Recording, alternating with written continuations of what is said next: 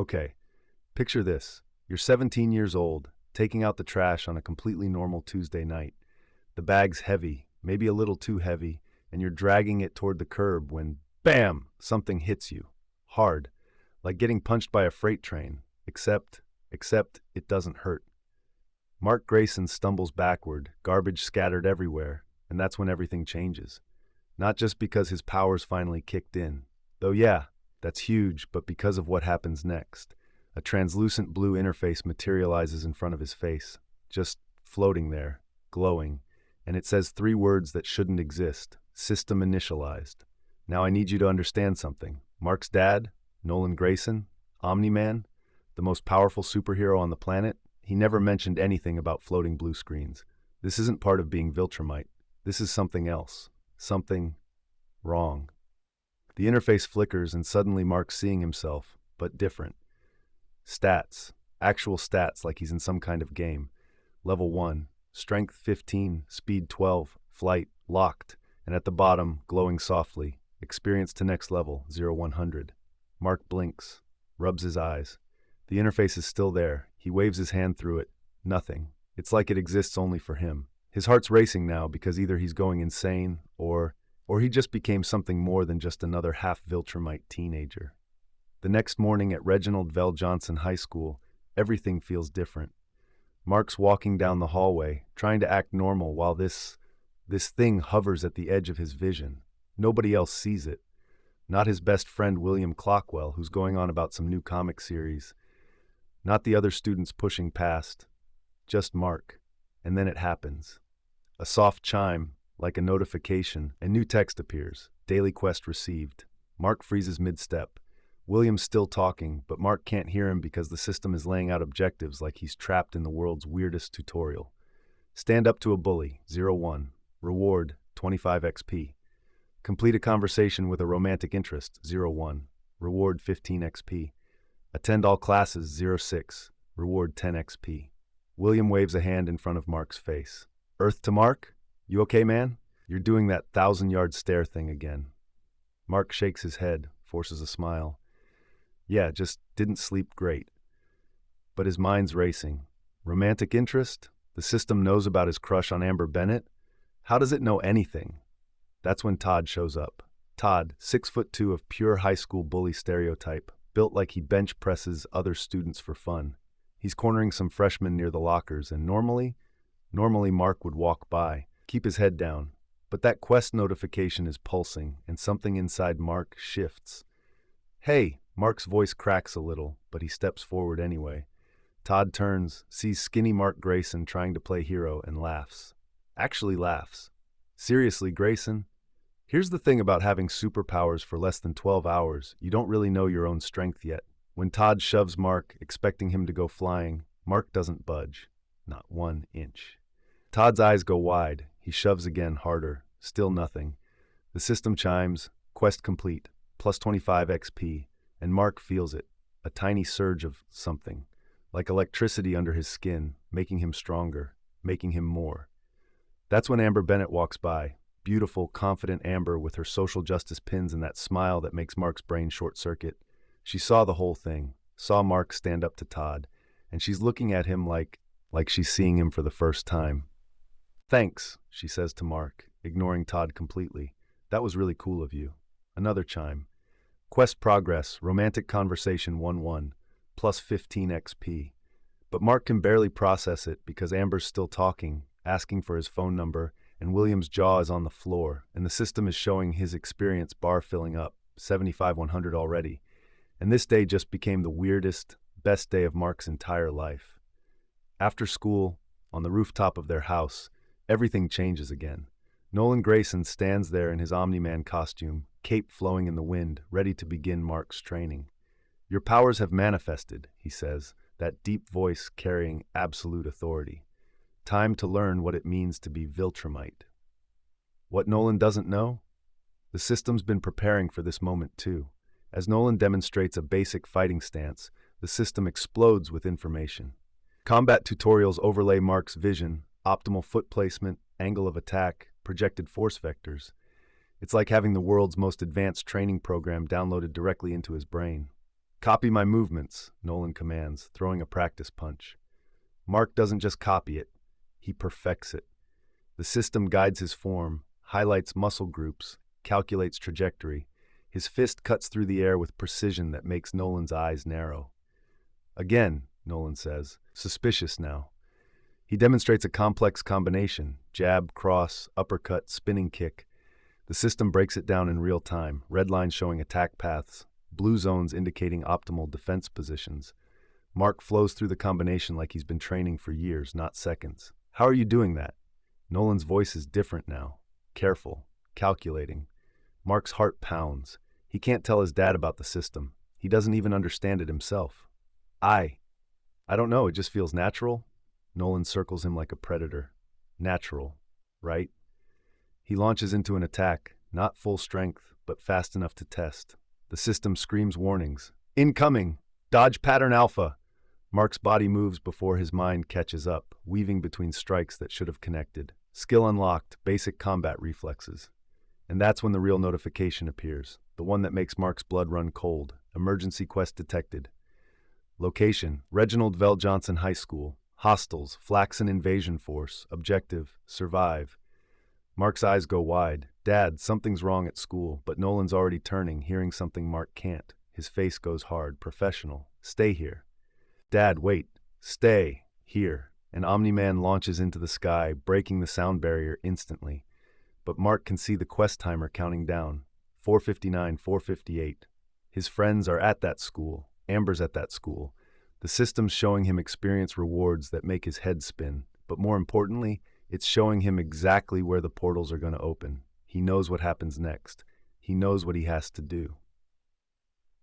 Mark Grayson takes a running leap off the rooftop. For a terrifying second, he's just falling. Then the system activates. Flight tutorial initiated. And suddenly he's not falling anymore. He's flying. Actually flying. The system guides him through the basics. Lean forward for speed, arms out for stability, visualize your destination. Mark rockets toward the school, the ground blurring beneath him, and he can't help it. Despite the danger, despite the fear, despite everything, he smiles. The Flaxen portals tear open the sky above Reginald Vell Johnson High just as Mark arrives. Green-armored invaders pour through by the dozens. Students scream, cars explode, and the system? The system shows Mark everything. Weak points in their armor, optimal attack patterns, experience points floating above each enemy, like this is all just some cosmic game. But here's the thing about games. Sometimes you level up, 100 XP, level up available.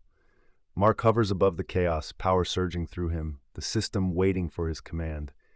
His dad's gonna kill him for disobeying. The Flaxens are about to try to kill him literally. But right now, Mark Grayson is exactly where he needs to be. He clenches his fists, takes a deep breath, and dives straight into his first real fight. Let's see what level 2 looks like. The system pulses with anticipation, because what Mark doesn't know yet, what he can't possibly know, is that he's not the only one who can see experience points. And halfway across the galaxy, something else just took notice of Earth's newest player. The game, it's just getting started. The sky above Mark's school is tearing itself apart. Green energy bleeds through dimensional rifts as more Flaxen soldiers pour through. Dozens of them, weapons raised, their alien battle cries mixing with the screams of terrified students below. And Mark's hovering 30 feet in the air, watching his system interface light up like a Christmas tree. Emergency quest markers pop up everywhere. Red dots for enemies, green circles for civilians to save. And that XP counter? It's climbing fast. 100 experience points. The system pulses, level up available. And you know what's crazy? Mark can feel it. That surge of power just waiting to flood through him. But there's no time. A Flaxen energy blast scorches past his head, and suddenly it's on. Mark dives. The system shows him the optimal flight path, a glowing line through the chaos. He follows it perfectly, swooping low, grabbing a freshman, just as a Flaxen blade swings where the kid's head used to be. The soldier's weak point glows red on Mark's display. Right there, base of the helmet. Mark's fist connects. The Flaxen drops. Plus 15 XP floats up like a video game. But here's where it gets insane. Remember those Teen Team heroes Mark's dad mentioned? Well, guess who just showed up to the party? The ground erupts. Stone and concrete fly everywhere as this girl, no, this force of nature, rises up from the earth itself. Pink energy crackling around her fists. That's Adam Eve, manipulating matter at the molecular level. She gestures and suddenly there's a wall of solid diamond between the students and the Flaxens. About time someone else showed up, Mark shouts, not even thinking about how he's suddenly talking to a real superhero. Nice flying, newbie, comes a voice from behind. Rex Splode lands next to him, already pulling metal pellets from his belt. Try to keep up. Rex touches the pellets. They glow orange. He throws. Boom, boom, boom. 3 Flaxens down and Mark's system is going crazy with combo notifications. Team combo initiated, 50% XP bonus. Oh, now we're talking. Mark rockets forward following the system's attack patterns. Duck left. Uppercut. Grab the weapon. Spin throw to Rex, who charges it midair. The explosion takes out 5 more aliens. Okay, Rex admits. Genuinely impressed, you're not completely useless. But the Flaxens keep coming. More portals, more soldiers. And then the big one arrives. Twice the size of the others, covered in what Mark's system labels as elite armor, level 8. This isn't just a soldier. This is a commander. Kate, we need you up here, Eve shouts. And that's when Mark sees her. Duplicate. 1 second there's one of her, then 2, then 10, 20. An army of identical girls all moving in perfect sync, overwhelming Flaxens with sheer numbers. But the commander, he's swatting her duplicates away like flies. Each one that falls just disappears. The real Kate somewhere in the crowd, but who knows which one. Mark's system flashes.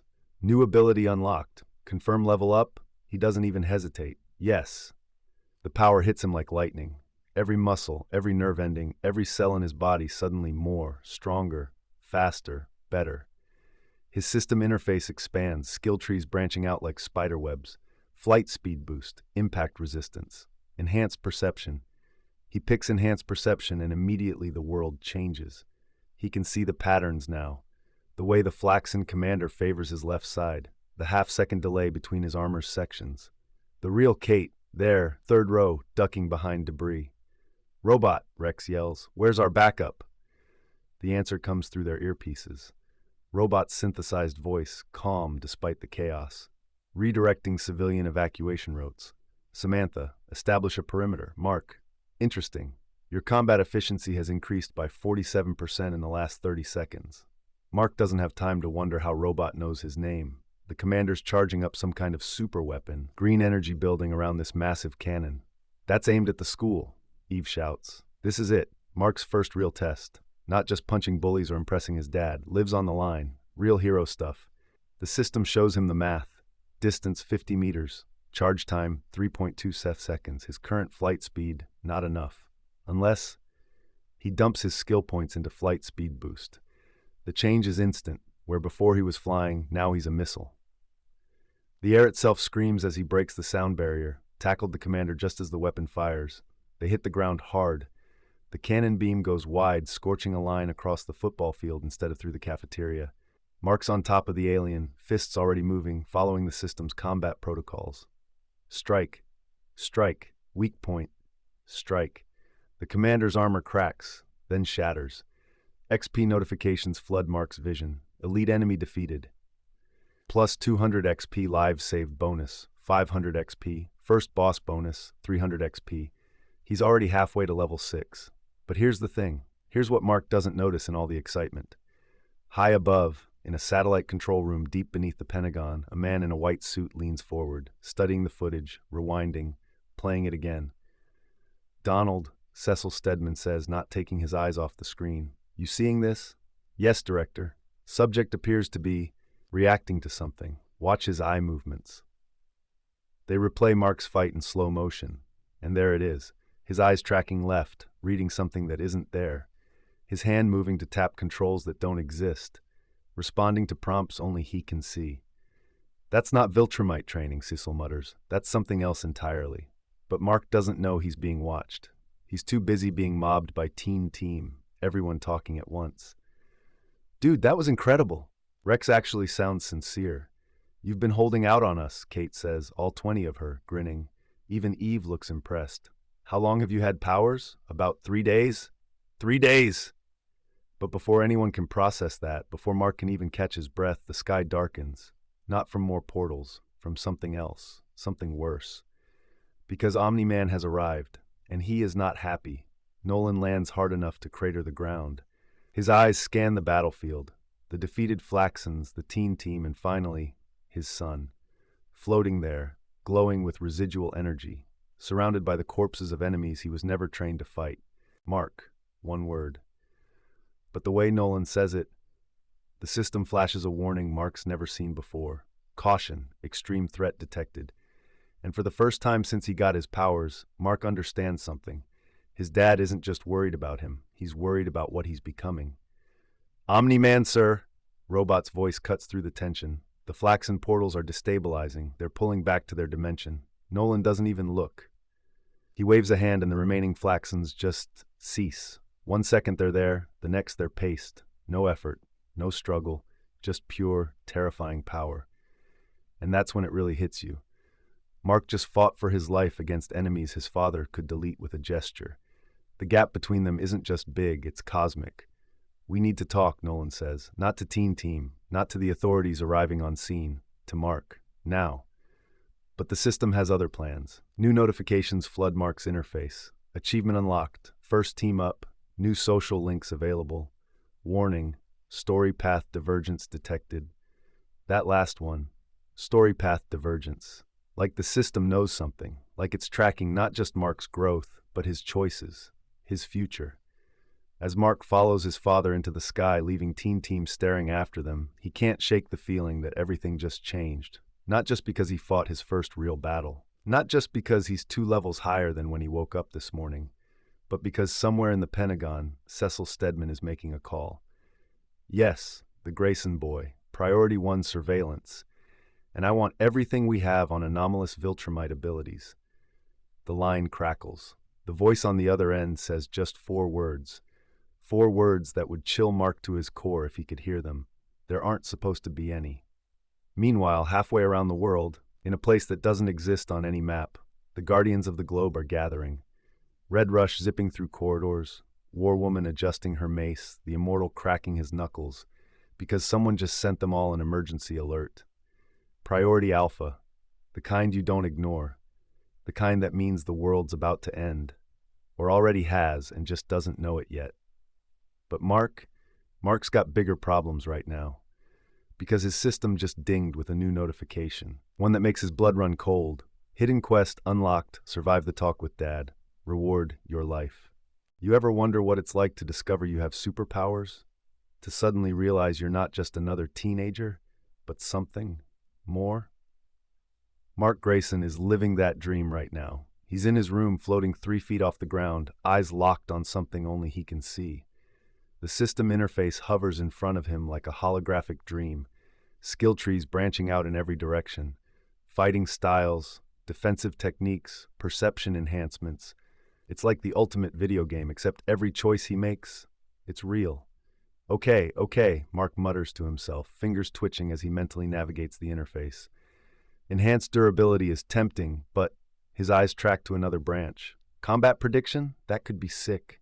The system pulses with soft blue light, responding to his thoughts. Stats float beside each option, percentage increases, cooldown timers, synergy bonuses. It's overwhelming. It's incredible. It's... Mark, dinner. His mom's voice snaps him back to reality. He drops to the floor, the interface vanishing instantly. Just another suburban kid heading downstairs for family dinner. If only she knew. Meanwhile, across the city, in a place few civilians even know exists, the Guardians of the Globe headquarters sits beneath tons of reinforced concrete and steel. This isn't some flashy superhero tower reaching for the sky. No, this is practical, hidden, secure, or so they think. The meeting room is circular, with a massive table at its center. One by one, Earth's greatest heroes arrive. The Immortal lands first, his cape billowing as he touches down. You can feel the weight of centuries in his movements, the confidence of someone who's died and come back more times than he can count. His costume, blue and gold, catches the light as he takes his seat. War Woman descends next, her mace resting across her shoulders like it weighs nothing. There's something ancient about her too, something that speaks of battles fought in ages past. She nods to Immortal, old soldiers acknowledging each other. A blur of motion and Red Rush is there. The Russian speedster vibrates slightly even when standing still, his body constantly ready to explode into motion. Priветствие, comrades, he says, his accent thick. Time moves differently for him. Every second stretches like an hour. Green Ghost phases through the wall, her translucent form solidifying as she takes her seat. Darkwing emerges from the shadows in the corner. You didn't even know he was there until he wanted you to. His cape seems to absorb light, making him a living shadow. Martian Man shifts his form as he enters, his alien physiology adapting to Earth's atmosphere. His eyes, completely white, scan the room with an intelligence that's not quite human. Water cascades from nowhere as Aquarius appears, droplets floating around him like a personal storm. The fishman's golden scales catch the light, his trident gleaming with barely contained power. And finally, Black Samson. No fanfare, no dramatic entrance. He just walks in, sits down, and waits. The man who lost his powers and got them back doesn't need to prove anything to anyone. They're all here, the guardians of the globe, Earth's mightiest heroes. Omni-Man is the last to arrive. He floats down through the ceiling access, red cape flowing behind him. There's something different about how he moves tonight. More deliberate, more calculated. But who would notice? He's Omni-Man, the hero of heroes, the man who saved the world 100 times over. Thank you all for coming, Immortal begins, his voice carrying the authority of leadership. We need to discuss the Flaxen incursions. They're getting more frequent. And more organized, Warwoman adds. My sources tell me they're developing new technology specifically to counter our abilities. Red Rush taps the table rapidly. To him, this conversation must feel like it's happening in slow motion. In Moscow, similar reports. They adapt quickly, duh? Too quickly, Darkwing's voice emerges from the shadows. Someone's helping them. Has to be. The discussion continues. Strategies, patrol routes, threat assessments. Typical Guardian business. Aquarius mentions underwater anomalies that might be related. Green Ghost suggests infiltrating their dimension. Black Samson just listens, processing. And Nolan? Nolan contributes just enough. A suggestion here, an observation there. Playing the part perfectly. Because that's what this is, isn't it? A performance. I'll take the night patrol, Martian Man volunteers, his form already beginning to shift. My physiology gives me advantages in... He never finishes the sentence. Omni-Man moves, not flies, moves. 1 second he's sitting at the table, the next his fist is through Warwoman's head, her mace clattering to the floor. Nolan! Immortal's scream tears through the room, but Omni-Man's already spinning, grabbing Darkwing by the throat. The crack of his neck breaking echoes like thunder. Red Rush reacts first, of course he does. Time slows to a crawl for the speedster as he races toward his teammates. He pushes Immortal out of the way of Omni-Man's second strike, then pivots to save Aquarius from being crushed. But here's the thing about speed. It doesn't mean much when your opponent knows exactly where you're going to be.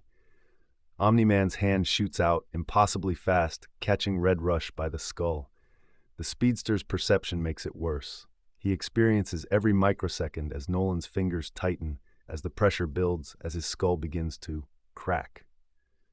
Green Ghost goes intangible, phasing through the floor, but Omni-Man follows, smashing through concrete and steel like paper. You hear her scream cut short somewhere below. Martian Man tries to shapeshift, his form becoming larger, more monstrous, but Omni-Man tears through him like tissue paper. Alien blood, purple and viscous, splatters the walls. Aquarius summons water from the pipes, from the air itself, creating a torrential vortex. For a moment, just a moment, it seems like it might slow Omni-Man down. Then the Viltrumite rockets through the water, grabs Aquarius by the head, and uses Warwoman's own mace to... Black Samson charges, electricity crackling around his fists. He gets one hit in, before Omni-Man's hand plunges through his chest, emerging from his back holding something red and vital. And then there's just Immortal. The man who cannot die faces the man who cannot be stopped. They've fought together for years, saved each other's lives, called each other friend. Why? Immortal's voice cracks. Not with fear, with betrayal. Omni-Man doesn't answer. He just moves forward, inevitable as gravity. Immortal fights. God, does he fight? Every century of combat experience, every death and resurrection has made him stronger, faster, more skilled. He lands a punch that would shatter mountains. Omni-Man doesn't flinch. He throws Immortal through walls, brings the ceiling down on him, breaks his bones and watches them heal just to break them again. But Immortal keeps getting up, keeps fighting, because that's what heroes do.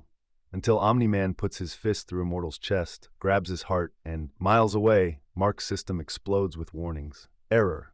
Error. Massive paradox detected. Guardian elimination protocol initiated. Warning unauthorized. Timeline deviation critical. Corruption spreading. Corruption spreading. Mark drops his calculus homework, the equations scattered across his desk forgotten. The system interface flashes red, then blue, then colors that don't have names. Error messages cascade faster than he can read them. What the hell? He stands reaching for the interface, but it pulls away, fragmenting into static. Prime Defender status terminated. Secondary Defender status terminated. All Guardian signals lost. Mark's heart pounds. The system has never done this before. It's always been helpful, informative, like a guide showing him the path. But now it's screaming. All Guardian signals. The message cuts off, replaced by a single line that makes Mark's blood run cold. System failsafe activated. Survive. Downstairs, Mark hears the front door open. His father's voice, calm and normal. Honey, I'm home.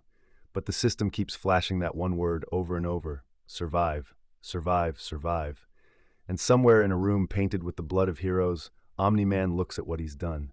8 bodies, 8 friends, 8 obstacles removed. He doesn't smile, doesn't frown, just turns and flies home to his family, his costume somehow spotless despite the carnage. The Guardians of the Globe are dead. All of them. In minutes. And Mark doesn't know it yet, but his life just became a countdown clock. Error, timeline corruption at 47% and climbing. The sky above Earth burns with re-entry fire. Mark Grayson doesn't see it coming. How could he?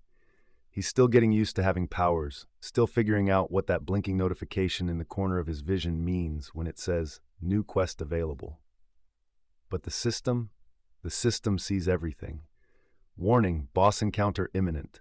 Mark's cruising at 30,000 feet, practicing his flight patterns over the Atlantic when it happens. The notification explodes across his vision like a neon sign. Alan the Alien, level 15, 10,000, 10,000. Threat level moderate. Special attacks, cosmic slam, telepathic disruption, adaptive recovery. What the? Mark barely gets the words out before something slams into him at Mach 3. The impact, it splits the clouds, sends shockwaves rippling across the ocean's surface below. Mark tumbles through the air, his system interface flickering with damaged numbers. Knight 150 HP, status stunned. And there, floating in the space where Mark just was, is a being unlike anything he's ever seen. Purple skin stretched over massive muscles, a single cyclopean eye that seems to see through everything, white uniform that screams not from around here. Alan the Alien cracks his knuckles. Earth's defender, I presume? Let's see what you've got. But here's the thing about boss battles in video games. They have patterns, telegraphs, tells. And Mark can see all of them. Alan pulls back his fist, and suddenly there's a glowing red outline showing exactly where he's going to strike. A timer counts down above his head. Cosmic slam in 3, 2. Mark dodges left. The fist tears through empty air where his head just was. Perfect dodge, 50 XP. Huh, Alan grunts, genuinely surprised. Quick reflexes. If only he knew. The alien launches into a combo, and Mark's system lights up like a Christmas tree. Attack patterns scroll past his vision, dodge windows highlighted in green, counterattack opportunities flashing gold. Left hook, Mark ducks. Uppercut, Mark weaves. Grab attempt, Mark breaks free, and then he sees it. The opening. Alan's guard drops for exactly 0.8 seconds after his third swing. Critical hit opportunity. Mark's fist connects with Alan's jaw, and the alien's health bar actually moves. Not much, maybe 5%, but it moves. Critical hit, 500 damage. Combo, 3 hits. Now we're talking. Alan grins, wiping purple blood from his lip. Haven't had a proper fight in cycles. They dance across the sky, trading blows that sound like thunder. Each impact creates its own weather system. But something's different about this fight. Something that has Cecil Stedman watching from a classified satellite feed 500 miles away, leaning forward in his chair. Donald, Cecil says, not taking his eyes off the screen. You seeing this? Yes, sir. The boy's reaction time is impossible. And it is. Alan throws a feint, a classic misdirection that's fooled warriors across a dozen star systems. But Mark doesn't even flinch. He's already moving to block the real attack that comes a half-second later. He's reading him, Cecil mutters, like he knows what's coming before. Another notification pops up in Mark's vision. Boss entering Phase 2, new attack pattern unlocked. Alan's eye begins to glow. Let's see how you handle this, Earth Warrior. The system screams warnings: telepathic disruption, incoming mental resistance, check. Failed controls reversed for 5 seconds. Suddenly up is down, left is right. Mark's brain struggles to process the inverted controls as Alan comes in hard. But the system's still there, still showing him the patterns. He just has to think backwards. Alan aims for his right, Mark dodges left. No, wait, that is left now. Or is it right?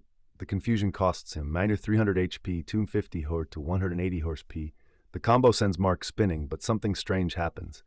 Another notification. Adaptive trait activated mental resistance increased by 15%. The next telepathic wave hits softer. The confusion lifts faster. By the third attempt, Mark's shaking it off like water. Impossible, Alan breathes. No one adapts that quickly to. Mark's fist introduces itself to Alan's stomach. Counter hit, 750 damage. And that's when the real fight begins. They tear across the sky like purple and blue comets. Alan's powerful, experienced, a warrior who's tested countless planets. But Mark's got something he's never faced before. He's got a cheat sheet. Every move Alan makes appears in Mark's interface a split second before it happens. Every special attack has a wind-up animation highlighted in red. Every defensive stance shows its weakness in glowing yellow markers. You're holding back, Alan says between exchanged blows. Why? Mark dodges another cosmic slam. I'm not. I'm learning your moves. Learning my... Alan's eye widens. Wait, what? And that's when Mark makes his mistake. The rookie mistake. The one that every gamer makes at least once. Yeah, once I figure out your pattern, I can predict your whole combo string. Then it's just about timing the dodges and waiting for the DPS window. Alan stops mid-punch. Just stops. Floating there in the air with his fist pulled back, staring at Mark like he just grew a second head. The what window? The DPS window. You know, when you're vulnerable after your big attacks. Your recovery frames are pretty long on that cosmic slam, by the way. You might want to work on that. Recovery? Frames? Mark's still bouncing on the balls of his feet, ready for the next attack. Yeah, and your telepathic disruption has like a 30-second cooldown, so I know you can't use it again for another. He glances at a timer only he can see. 18 seconds. Alan lowers his fist completely. Kid, what are you talking about? I'm talking about... Mark stops, realizes how insane he sounds. Fighting! I'm talking about fighting! But Alan's not buying it. He floats closer, that single eye narrowing. No one talks like that in combat. No one counts cooldowns or mentions frames unless... Warning, NPC suspicion rising. Unless what? Mark asks, trying to sound casual while his system blares warnings. Unless they're seeing something others can't. Alan's voice drops. Tell me, Earth Warrior, when you look at me, what exactly do you see? Mark sweats. The health bar floating above Alan's head seems to pulse. The attack pattern indicators fade in and out like they're unsure if they should be visible. The system itself seems to hold its breath. I see. A big purple guy who needs to work on his guard stance? Alan stares. Then, surprisingly, he laughs. A big, booming laugh that echoes across the sky. You know what? I like you. Kid, you're weird, but I like you. He extends a massive purple hand. Alan, I'm what you might call a planetary evaluator. Mark shakes it, confused. Mark, I'm new at this. Could have fooled me with those dodges. Alan's eye crinkles with what might be a smile. Your planet passed, by the way. Any world that can produce a warrior who talks about combat like it's some kind of game is definitely capable of defending itself. Wait, this was a test? Everything's a test, kid. The universe is full of things that want to eat your planet. My job is to make sure you're ready when they show up. Alan starts floating upward. Word of advice, though? Maybe keep the whole DPS window thing to yourself. Makes you sound crazy. Mark watches him rise toward space. Yeah, I'll do that. Oh, and kid? Alan pauses at the edge of the atmosphere. That grinding for XP comment? No idea what that means, but if it makes you stronger, keep doing it. You're gonna need it. And then he's gone. A purple streak heading back to the stars, leaving Mark floating there with a completed boss battle and more questions than answers. Boss defeated, plus 5,000 XP level up. New skill unlocked, Cosmic Awareness. Cosmic Awareness? Mark reads the description. Grants enhanced perception of extraterrestrial threats and energies.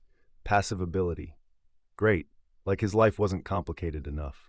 But 500 miles below, in a bunker that doesn't exist on any government record, Cecil Stedman replays the footage for the 8th time, watches Mark dodge attacks before they're thrown. Sees him counter moves that haven't happened yet. Get me everything on the Grayson boy, Cecil orders. School records, medical history, the works. Sir? That wasn't intuition, Donald. That wasn't training. That boy was reading something we can't see. Cecil lights his cigarette, the flame reflecting in his one good eye. And I want to know what. The system pulses in Mark's vision as he flies home. New questline available, unraveling conspiracy warning. Current timeline corruption, 51%, 51%. More than half his reality has already changed. And somewhere in the depths of space, Alan the alien files his report on Earth, mentioning a young warrior who fights like he's playing a game. A report that will reach exactly the wrong ears. The countdown clock just got shorter. You ever notice how the most important moments in a hero's life happen in the weirdest places? Mark Grayson's about to have one of those moments. In a tailor shop, with floating stat bonuses only he can see. Art Rosenbaum's workshop isn't just any tailor shop. This is where legends get their looks, where heroes become icons. The walls, covered in sketches of costumes that saved the world. The mannequins, wearing prototypes that never made it to the streets. And the man himself? He's measuring Mark like he's crafting armor for war. So, Art says, adjusting his glasses, you want something that says invincible, but doesn't scream trying too hard. I get it. Mark nods, but he's not looking at Art. He's looking at the empty space above a blue and black design where his system is displaying. +5 defense, +2 speed, -1 charisma. The blue's good, Mark says, trying not to stare at stats that aren't there. But maybe something more. Aggressive. Art grins. This kid gets it. He flips to another design. Yellow and blue, bold lines, classic superhero energy. And there it is again, floating in Mark's vision. +3 all stats, 10% recognition rate. But wait, the system's doing something new. A notification pops up. Custom synergy detected. Combine design elements for bonus effects. Mark's eyes go wide. Actually, can we maybe combine elements? Like the yellow from that one, but the design flow from the first? Art pauses. Studies him. That's exactly what I was thinking. Kid, you've got an eye for this. If only he knew.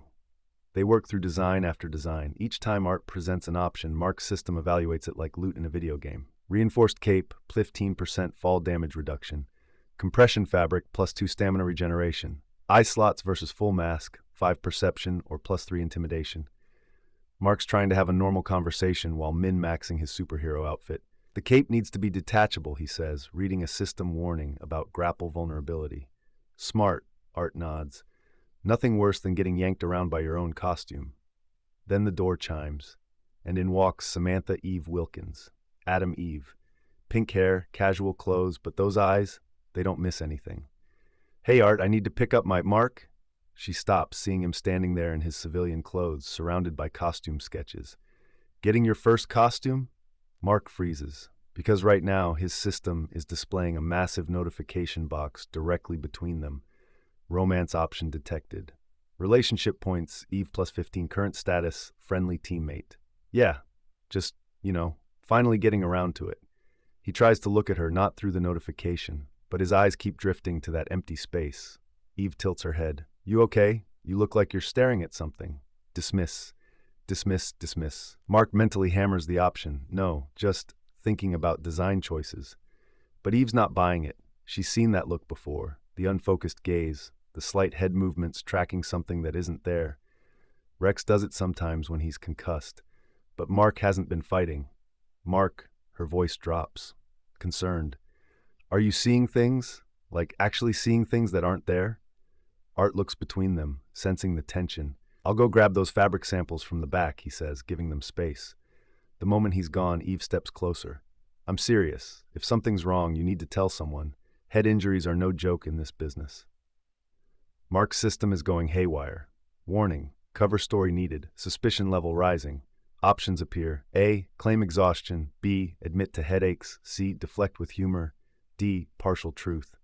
I've just been having these moments, Mark says, choosing D. Like instincts, but stronger. Like I know things I shouldn't. Eve's expression softens. That's not unusual. When you get powers, sometimes other things develop too. Enhanced perception, danger sense. She pauses. Is it helping? Relationship points. Eve +5. Yeah. It's like having a coach in my head sometimes.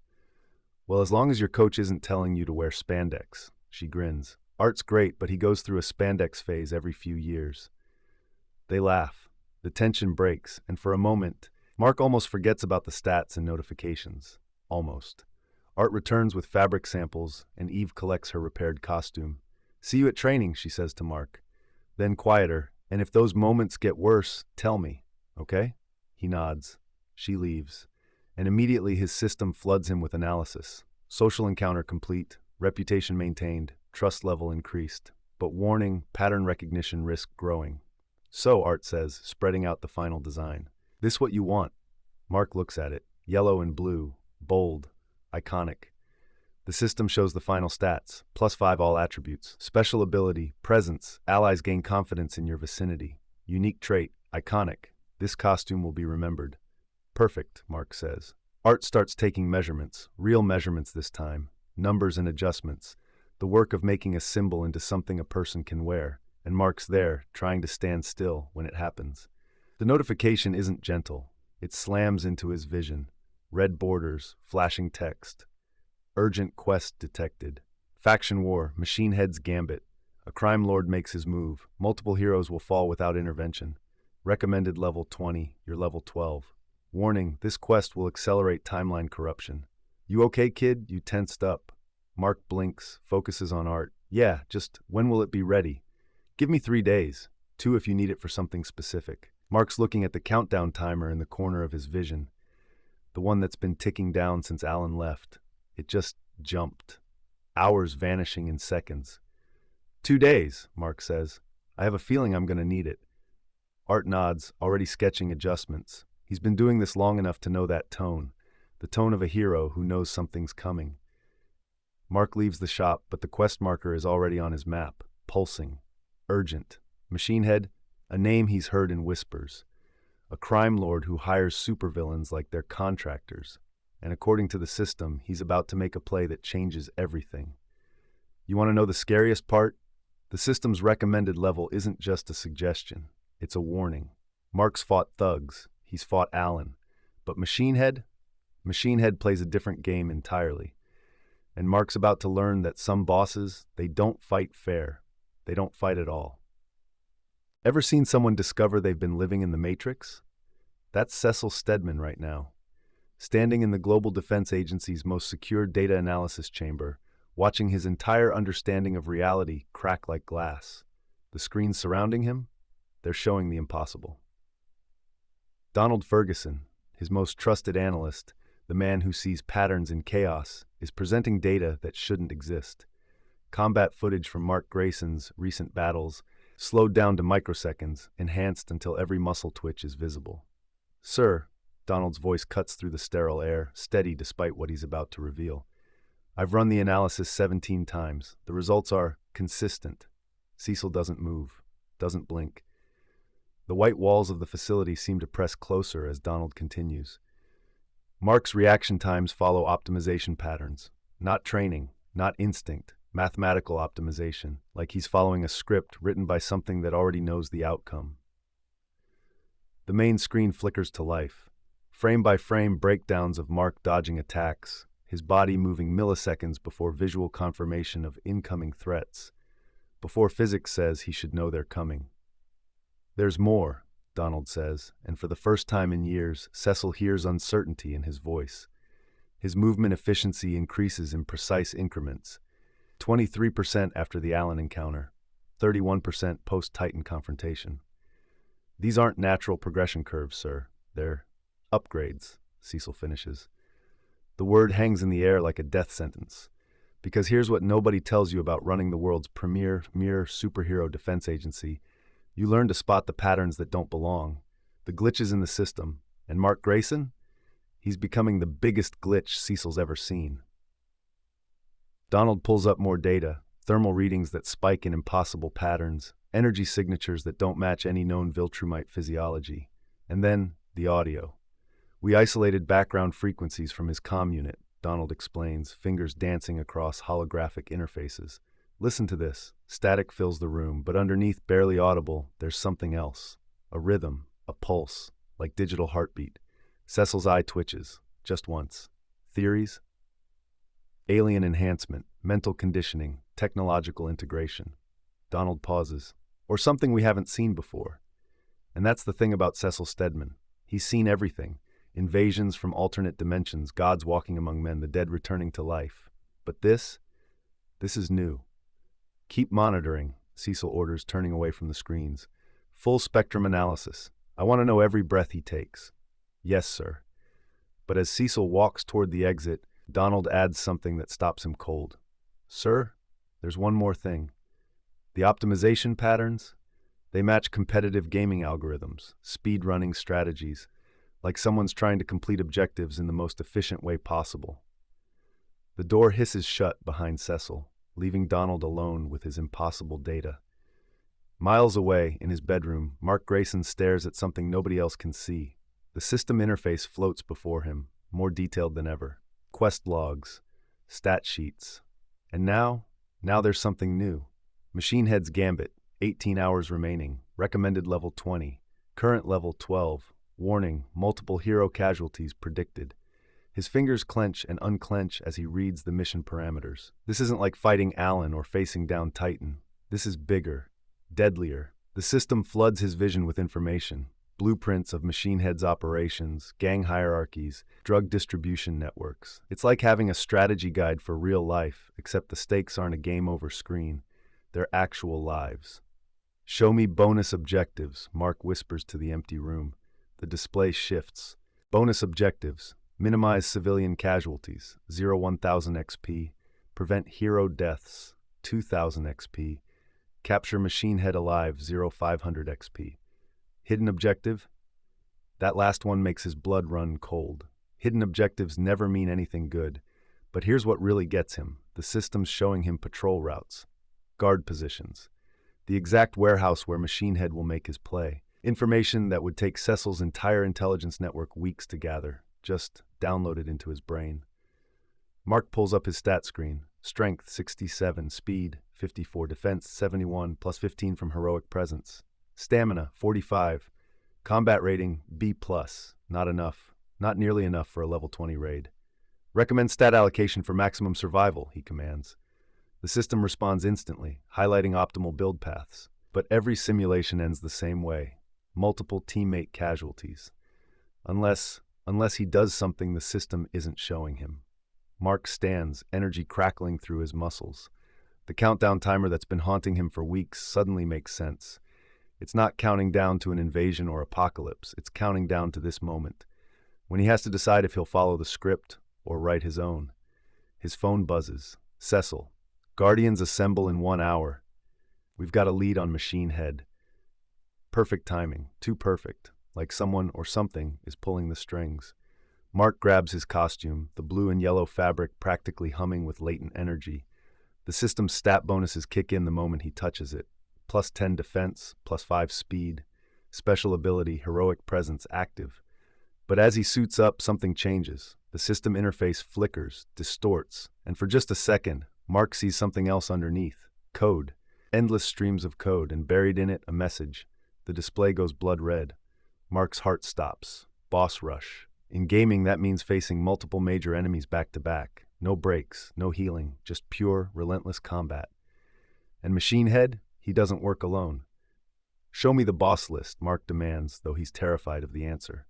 The system complies. Machine Head, level 18, D, level 25, D, level 23, level 30, level 28, level 35, 6 opponents. The lowest level among them still 6 levels above him. This isn't a raid anymore. It's a massacre waiting to happen. Mark's phone buzzes again, Eve this time. You heading to HQ? Something feels off about this mission. She has no idea. But here's the thing about Mark Grayson. He's died before. in another timeline, another life. And if the system's shown him anything, it's that death isn't always the end. Sometimes it's just another checkpoint. He types back, "On my way." And Eve, whatever happens tonight, watch your six. The system pings one final time as Mark launches into the night sky.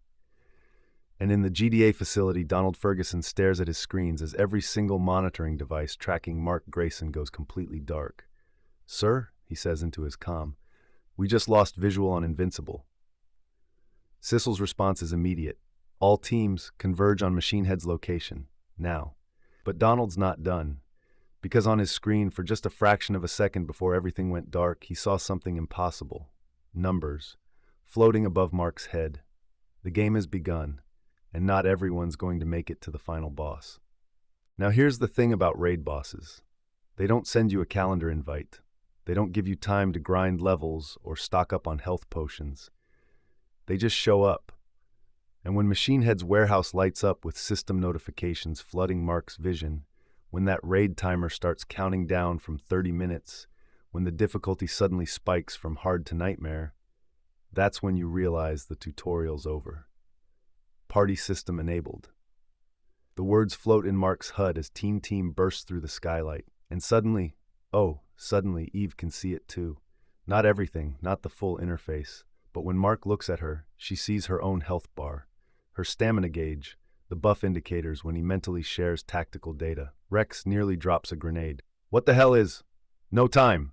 Mark cuts him off because the system's already identifying threats. 6 hostiles, 6 different power sets. And Machine Head? He's standing in the center of it all with that mechanical skull gleaming, watching his hired killers emerge from the shadows. Kursk comes first. All cybernetic implants and Russian curses, electricity crackling between his fingers. Level 18, the system says. Then the elephant, massive gray skin and tusks that could pierce tank armor. Level 22. But it's the last one that makes Mark's blood run cold. Level question marks. 3 of them, floating above a figure in a white mane and battle armor. Battle Beast. And the system, for the first time since this whole thing started, adds a single word next to his health bar. Run. "Okay, new plan," Mark mutters, sharing tactical overlays with his team through pure instinct. "Eve, you're on crowd control. Rex, hit and move, don't stay still. Kate, multiply and flank. Robot, I can see the tactical indicators." Robot's synthesized voice carries a note of, "Is that awe? This is unprecedented." "Yeah, well, welcome to my life." The battle explodes into chaos. Kursk's lightning meets Eve's energy constructs in a shower of sparks. The elephant charges, and Kate's duplicates scatter like bowling pins. Rex's explosions barely scratch the gray hide. But Mark's got bigger problems, because Battle Beast hasn't moved. He's just watching, evaluating, like a predator deciding if the prey is worth the effort. "Come on, then!" Mark shouts, trying to draw his attention, trying to protect his team. Big mistake. Battle Beast smiles. The next 3 seconds happen in slow motion. Battle Beast moves, not fast, just inevitable. Like gravity, like death. His mace swings in an arc that Mark can see coming, that the system highlights in red danger zones, that his level 12 stats scream he cannot dodge. He tries anyway. The mace clips his shoulder, just a graze, and Mark's health bar drops by 60%. "Mark!" Eve's scream cuts through the warehouse as he crashes through crates, through walls, through everything. The system's flooding him with damage notifications, with warnings about broken ribs and internal bleeding. But here's the thing about raids, the thing every gamer knows. It's not about winning, it's about surviving long enough to learn the patterns. "Share combat data," Mark gasps, pushing himself up. "Everyone, full sync!" And suddenly, it happens. The system expands, connecting to every member of Teen Team. Not full access, they're not chosen like him. But enough to see each other's positions without looking. Enough to coordinate attacks with microsecond precision. Enough to move like they've been fighting together for years instead of months. Kate's duplicates form a perfect sphere around Kursk, each one striking from a blind spot the system identifies. Rex's explosions start hitting the exact frequency to resonate with the elephant's thick skin. Eve doesn't waste energy on shields. She transmutes the very air into restraints, into weapons, into whatever the tactical overlay suggests. Even Robot, with his calculated mind, adapts instantly. His drones move in patterns that complement the team's movements, filling gaps in their formation before they even appear. They're not winning, but they're not dying either. Then Battle Beast gets bored. He moves through them like they're made of paper. Kate goes down, all of her, simultaneously, as his mace finds the real one among the duplicates. The system screams warnings as her health plummets to critical. Rex tries to help, and Battle Beast backhands him through a concrete pillar. Robot's drones shatter like toys. And Eve puts herself between Battle Beast and Mark, creates a wall of pure energy, pouring everything she has into it. Battle Beast punches through it, through her construct, through her, she drops. The system shows Mark everything, her health bar in the red, her breathing shallow, the seconds ticking down before organ failure. And something in Mark snaps. Not rage, not the blind fury that makes people stupid in fights. No, this is different. This is the moment every speedrunner knows. When you've died to a boss 50 times, 100 times, and suddenly you see it. The pattern, the opening, the frame-perfect sequence that turns impossible into merely improbable. The system floods his vision with data, Battle Beast's stance, his weight distribution, the micro-expressions that telegraph his attacks. Mark's not stronger, he's not faster, but for 13 seconds he's perfect. Duck, weave, strike the knee not to hurt, just to shift balance, roll left, use debris as springboard, hit the exposed joint where armor meets fur. Not winning, never winning, just buying time for Eve to breathe, for Rex to crawl to cover, for Kate to stabilize. And that's when Cecil's team arrives. The warehouse fills with soldiers, with tech, with weapons that shouldn't exist yet. But Cecil's not looking at Machine Head, who's already teleporting away with Isotope. He's not looking at the villains scattering like roaches. He's looking at Mark, at the golden UI elements flickering in and out of visibility, at the impossible coordination of teenage heroes fighting like a Korean esports team. Battle Beast laughs, actually laughs. Interesting, he rumbles, lowering his mace. But not interesting enough. Call me when you're stronger, little warrior. And he leaves, just walks away. Because that's what apex predators do when the hunt isn't worth their time. Medical teams, now! Cecil's voice cuts through the aftermath, but his eye never leaves Mark, never stops calculating.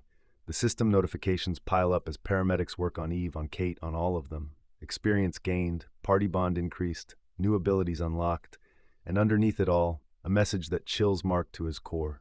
Raid failed. Nightmare difficulty autocomplete in 71 feet, 3 days. Whatever Machine Head was planning, they had 3 days before the system finished it for him. The hospital room is too quiet. Mark sits beside Eve's bed, watching her breathe, watching her health bar slowly tick upward. The others are scattered across the medical wing, alive, but barely. You saw it. It's not a question. Cecil stands in the doorway, hands in his pockets. During the fight, they all saw something. Mark doesn't answer, can't answer. Because how do you explain that reality runs on game logic? That he's been chosen by something that turns life and death into quest objectives? Satellite footage is interesting, Cecil continues. Shows you all moving in perfect sync, like you were seeing things that weren't there, reacting to attacks before they happened. My analysts have theories. The system pings softly, a new notification. But Mark doesn't look, not with Cecil watching. Get some rest, Cecil finally says. We'll talk later, all of us. He leaves and Mark finally checks the notification. It's not what he expects. Hidden achievement unlocked, the director's suspicion. Cecil Stedman has begun documenting anomalies. Transparency rating decreased. New mechanics available at level 15. Mark looks at his friends, broken, bloodied, but alive because of the system. Alive because they shared something impossible. The next notification makes him close his eyes. Warning, system integration spreading. Non-chosen individuals displaying adaptation. Timeline corruption at 44%. Outside, Chicago continues like nothing happened. Like reality didn't just crack a little more. Like the game isn't bleeding into the real world, one raid at a time. But in that hospital room, watching his team sleep off their injuries, Mark makes a decision. If the system's spreading, if others can see it now, then maybe he doesn't have to play this game alone anymore. The monitors beep steadily. Eve's fingers twitch. And somewhere in the city, Machine Head plots while a timer counts down to 0. The raid failed. But the party's just getting started. And when that timer hits 0, when nightmare difficulty auto-completes whatever machine head couldn't finish, they're going to be ready.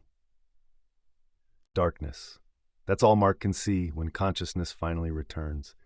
No interface, no health bars, just the steady beep of medical equipment and the chemical smell of antiseptic. His body feels wrong. Not broken anymore, but different. Like every cell is vibrating at a frequency he can't quite hear. 47 minutes. Cecil's voice cuts through the haze. That's how long you were clinically dead before your body decided to restart itself. Mark's eyes snap open. Cecil Stedman sits in the corner, that perpetual scowl etched deeper than usual. The room is GDA medical, sterile white walls, no windows, enough security to stop an army, or a Viltrumite. The doctors can't explain it, Cecil continues, leaning forward. Your healing rate accelerated beyond anything in our databases, beyond anything Viltrumite. So I'm going to ask you something, Mark, and I need you to be straight with me. What exactly can you see that the rest of us can't? The system flickers to life, weak, translucent, but there. A notification pulses urgently. Recommendation, truth may preserve alliance. Mark tries to speak, but his throat feels like sandpaper. Cecil slides a cup of water across the bedside table without breaking eye contact. The team's coordination during the warehouse fight, Cecil says, each word measured. The way they moved like they could see things that weren't there. The way you moved. He pulls out a tablet, showing thermal footage of the battle. Our analysts ran 17 different scenarios.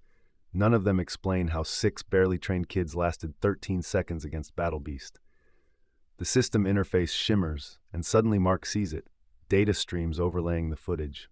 Movement predictions, damage calculations, the ghost of what his teammates saw through party mode. Unless, Cecil continues, they had help. Some kind of interface, a heads-up display that gave them real-time tactical data. His good eye narrows. The kind of thing that might explain why you keep looking at empty air, why you react to things before they happen, why your power progression doesn't match any known Viltrumite development curve. Mark's hand tightens on the water cup. The system pulses. Full disclosure, Paney plus 15%. I can see things, Mark finally says, his voice hoarse. Information, data, like a game interface, but real. Cecil doesn't even blink. How long? Since my power's activated. Mark sets down the cup. It shows me things, threat levels, health status, combat data, and the team could see it too during the fight. It's not a question. Mark nods. Interesting. Cecil leans back. Our satellites detected an energy signature during your death. Something that doesn't match any known frequency. Something that seemed to be rewriting your cellular structure in real time. Tell me, Mark, this interface of yours, does it have a name? Before Mark can answer, the door opens. Eve rushes in, still in her Adam Eve costume, dirt and worry etched across her face. She freezes when she sees Cecil. I'll give you two a moment, Cecil says, standing. But Mark, we're not done. Whatever this thing is, whatever it's doing to you, the GDA needs to understand it, for everyone's safety. He leaves without waiting for a response. Eve immediately crosses to Mark's bedside, her hands already glowing with that familiar pink energy. Don't, Mark says quickly. I'm okay, really. You died. Her voice cracks. I felt it happen. The whole team did. That interface thing just went dark, and then you were gone, and I couldn't. She stops, takes a breath. I could see it, Mark. During the fight. Not all of it, but pieces. Health bars floating over everyone's heads. These tactical lines showing me where to move. It was terrifying and incredible, and I can't stop thinking about it. Mark shifts, making room for her to sit on the bed. She does, carefully, like he might break. I've been seeing it since day one, he admits. The system, that's what it calls itself. I thought I was going crazy at first. The system, Eve repeats, testing the word. It saved us, didn't it? During the fight. I could feel it guiding me, showing me exactly where my constructs would be most effective. The system interface brightens slightly. I think it's spreading, Mark says. To the team, maybe to others. I don't know how to stop it. Eve's hand finds his. Maybe you shouldn't. Before Mark can process that, the system explodes with activity. Windows cascade across his vision, not the usual combat data or stat screens, but something older. Ancient. Text in a language that shifts between readable and alien, assessing Viltrumite experimental records. Mark? Eve's concerned, but he can barely hear her.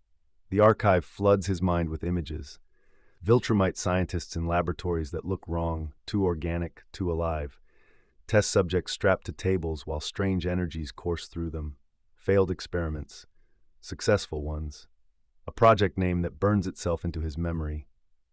Accelerated Development Protocol. They made it, Mark whispers. The Viltrumites. They created the system, some kind of training program, development accelerator. But something went wrong. More data streams passed, a rebellion, scientists executed, all research destroyed. Except, Mark, you're scaring me. Eve's grip tightens. What are you seeing? He blinks and the archive minimizes but doesn't close. The weight of revelation sits heavy in his chest. I think my dad knows about all of this. The door opens again. Not Cecil this time. Nolan Grayson fills the doorframe, his Omni-Man costume immaculate despite the hour. His expression is unreadable as his gaze moves from Mark to Eve, then back to his son. Eve, he says, voice carefully neutral. Thank you for staying with Mark. Could you give us a moment? It's phrased like a request. It isn't one. Eve squeezes Mark's hand once more, then stands. I'll be right outside, she promises, shooting Nolan a look that says don't upset him. Father and son regard each other in silence. The system interface flickers, uncertain. Then notifications. 47 minutes, Nolan finally says, echoing Cecil's earlier words. Your heart stopped for 47 minutes. No Viltrumite has ever. He stops, steps closer, studies Mark's face like he's looking for something specific. Your cellular regeneration, he continues. The rate of healing, it's not natural, not even for us. Us. The word hangs between them like a blade. Dad, you're changing, Mark. Faster than you should, stronger than you should be at this stage. Something is accelerating your development. I need to know what. The system screams warnings. Mark's vision floods with red alert windows. But Mark is tired of secrets, tired of lying, tired of pretending he doesn't see his father's growing suspicion, the way Nolan watches him like he's become something dangerous. Would that be so bad? Mark asks. Getting stronger, being better prepared for whatever's coming? Nolan's eyes narrow. Prepared for what? And there it is. The question underneath the question. The thing neither of them wants to say out loud. What do you know? What are you hiding? What are you becoming? The system pulses one final notification. New feature available. Predictive modeling. Mark looks at his father, really looks at him. Sees the micro-expressions the system highlights. The tension in his shoulders. The way his fists clench and unclench. I don't know, Dad. Mark lies. I guess we'll find out. Nolan holds his gaze for 3 more heartbeats. Then he nods once sharp. Rest, he says. Recover. We'll talk more when you're stronger. He turns to leave, then pauses at the door. Mark, whatever's happening to you, be careful. Power without understanding is dangerous, even to Viltrumites. Especially to Viltrumites. The door closes. Mark sinks back into the hospital bed, exhausted. The system's archive still pulses in the corner of his vision, promising answers he's not sure he wants. Outside, he can hear voices. Cecil arguing with someone, Eve's frustrated responses, his father's measured tones. Everyone wants to understand what he's becoming. The truth, he doesn't know either. But the system does. And for the first time since this started, Mark realizes something that should terrify him. It's not trying to help him become a better hero. It's trying to make him into something else entirely. Something the Viltrumite Empire tried to destroy.